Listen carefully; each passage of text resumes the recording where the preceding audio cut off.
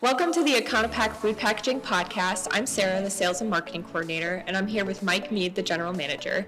Today, we're going to interview Tyler Sisco, the Purchasing Supervisor, and we talk about sustainability in packaging, client relationships, and fixed cost solutions. Let's get to the show. Thanks, Tyler. Hey, thanks for joining us, Tyler. Okay, so can you tell us more about your role at Econo-Pak? Sure. So basically, I handle all the Econo-Pak owned inventory and materials that we source for our customers. And that's pretty much it in a nutshell. There's a lot of different levels, and we can kind of go deeper into that. So essentially, we have two types of customers. We have customers that provide their own materials, and then we have customers that either have an idea for packaging or have packaging that needs to be kind of altered. So that's kind of where I come in. I meet with the customers and we kind of go over, what the goal of the packaging is. Basically get with our team of vendors and we find out the best solution for the customer. I mean, basically the goal of every customer is low cost, high quality. So we work with that and we kind of go from there. So you work directly with the customer. Do you work with other departments in Econo-Pak too? Yeah, see, the cool thing about my position is I pretty much work with every department. 'Cause since we are a co-packer, every department has to do with packaging. So, I mean, when you're sourcing the material, whether it's a perishable material, any type of raw material, you're dealing with customer service, you're dealing with, shipping, receiving, you're dealing with quality, you're dealing with, upper management. So you're kind of across the board, you're kind of dealing with everyone in the building a little bit. And can you give us some examples of materials that you would buy? Sure. So for the most part, we source paperboard, cartons, corrugate boxes. We do cold seal films, heat seal films, heat sealed films. We do poly trays, poly bags. I mean, pretty much any packaging material that's used. So, oh no, go ahead. I know that I often have to come to you to, I have a customer that has a specific type of project and it's, I'm newer to the, the packaging side of things. And I know with all of your experience, you always have those great recommendations and also questions that we should be asking, like, are they looking for a certain type of vapor barrier or substrate or, Exactly. those kinds of things. So why are those such important questions when we're coming to you looking to help provide a customer with like the film? Well, they're important because depending on what you're packaging, you obviously want to get the best shelf life for your product. You want the best package integrity. You also want it to be able to be shipped properly. So depending on what the commodity is, you want an all-around just effective, efficient packaging for it. So asking those questions kind of gets you an idea of, sometimes the customers really don't know, it might be their first time. So you want to just ask them basic questions and then you can kind of get a bigger scope of the project from, a packaging standpoint. Yeah. So that's cool. Pretty much. Yeah, I noticed that with like some of the R&D programs and the trials that we run, it's always, testing out different types of film. How's it going to run through our equipment?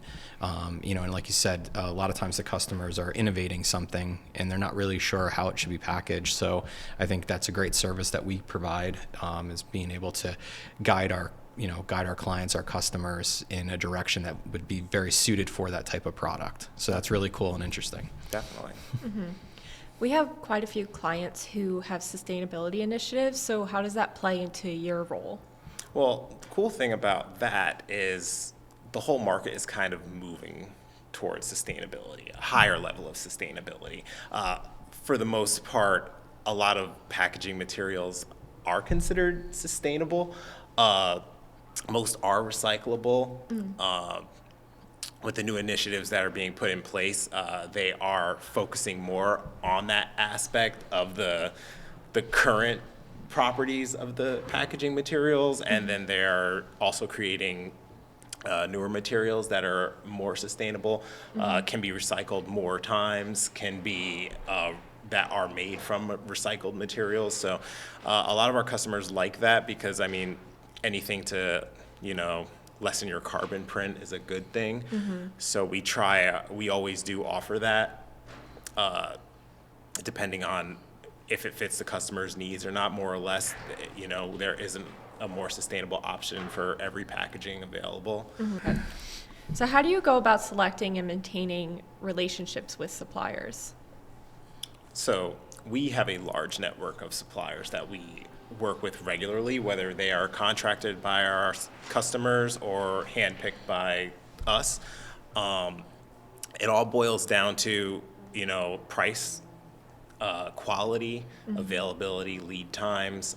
We want to make sure that we're providing the best service, and that means getting the product as soon as possible and at the most competitive price. And with that, there comes a lot of kind of supplier negotiations that go along with that. So since we do have such a large network of suppliers, we do have significant buying power to bring in the best possible material for the customer. So what challenges do you face when you're procuring materials? So luckily, we're heading out of a lot of the global supply chain issues that we were faced as a nation and as a whole the past few years. Lead times are always, depending on, the climate, it could be international affairs that are going on in the world. There are so many different things that can impact procurement for raw materials, but luckily at this time, we're not really seeing that many challenges. So we kind of just deal with them as they come along. So when it comes to bringing in a client and they don't really have the packaging figured out yet for their product, what are a few key questions that will help kind of guide, help us with the customer and help, guide the solution with you from a purchasing standpoint? I see. I love this question because, a lot of times you get customers and they're so motivated, they're so excited, and, the sky's the limit. And sometimes there's just so many different moving parts that you kind of have to reel everything in a little bit just to try to find out what exactly they actually do want. And that's something that I communicate with a lot of the sales reps on our sales team is that, these are some basic questions that you need to ask. The volume is a big deciding factor on price, whether or not this is going to be going into specific types of store locations, club stores, certain retailers. Everyone has different specs for their packaging. I know one of the services from the sales, the sales side of the organization is that, we like to be able to help provide a turnkey solution for our customers. And each of our departments play a critical role in providing that type of service, especially you. So that's actually one of the really cool things that we offer.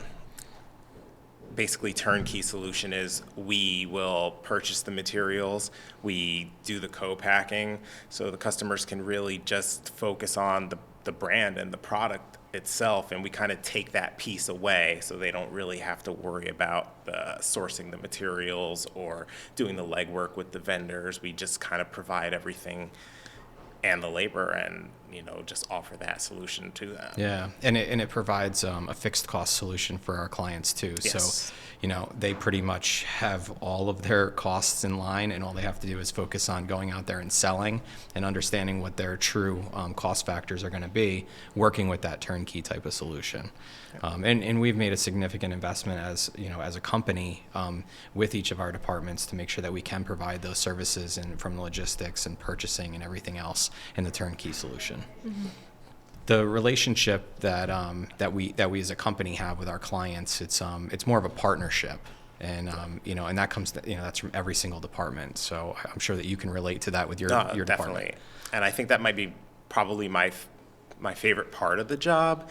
It's seeing that vision come to life with the customer. You really form a bond working on a project and seeing it from this seed all the way out through fruition. It's actually pretty cool.